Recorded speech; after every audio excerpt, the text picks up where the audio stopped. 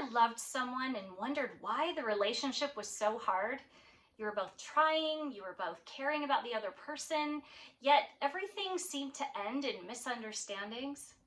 What I've learned is that these painful and very frustrating conversations and relationships aren't because people don't care about each other, but it's because people have such different ways of thinking.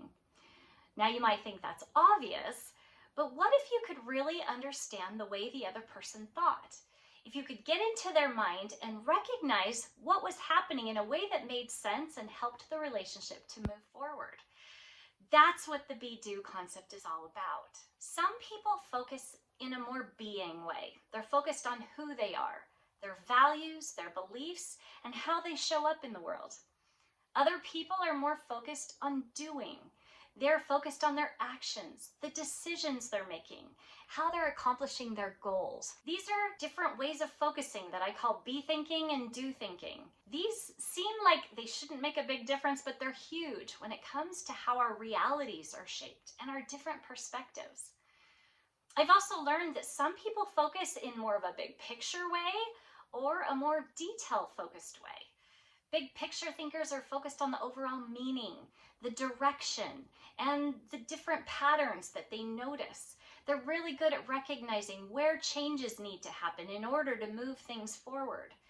But detail thinkers are really good at looking at the tiny details, the nuances, recognizing where changes are happening and how to fix problems in conversations and in relationships.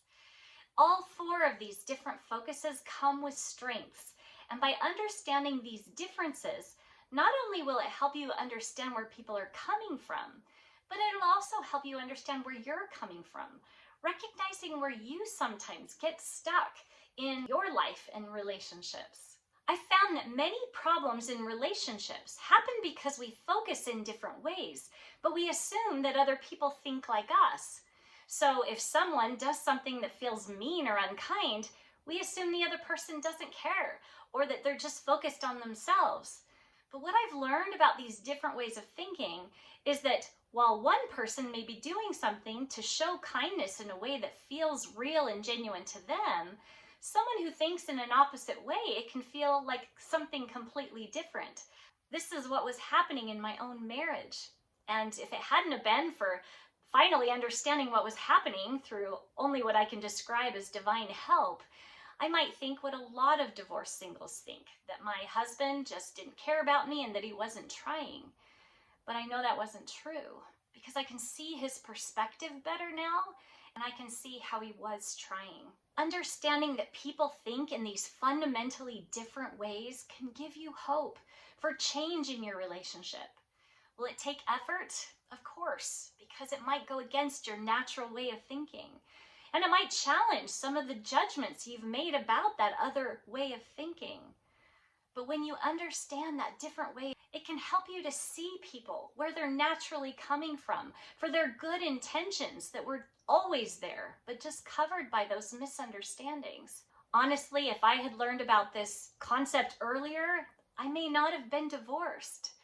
I approached my marriage in a do-thinking way, focused on trying to do the things that I would want my husband to do for me. But being able to see this different perspective has challenged my view of what love is. Now I focus on making sure that my love is being perceived as love by the other person, and that requires being able to see their perspective. The cool thing is when someone feels loved in the way that feels like love to them, that's when real changes can happen in the relationship. How would you feel if you were really feeling loved in the way that feels like love to you? Learning these differences isn't that hard, but it does take an effort and a desire to understand. I've created a questionnaire to help you to be able to recognize your own thinking style and the person you care about, your spouse or your child or whoever it is you're struggling with can also take that questionnaire.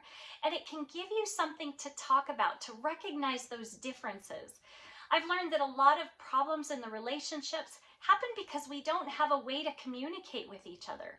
We don't have a way to be able to say things about the other person that doesn't come across as shame or judgment. The be-do concept gives us a way to talk about things in a way that's kind and can bring understanding. It helps us to be able to see the good where we just couldn't see it before. Learning this concept has changed my life. I can better be now and do. And I'm being able to see the bigger picture more of the time when I'm usually more focused on the details.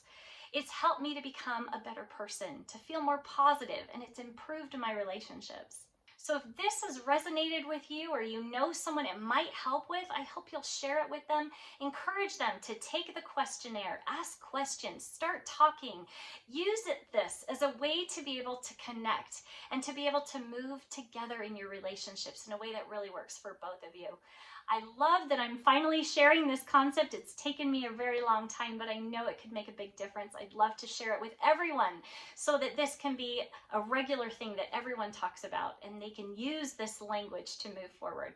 Thanks so much for listening, and we will talk to you next time as we continue to explore deeper into the be-do concept. Thanks for watching.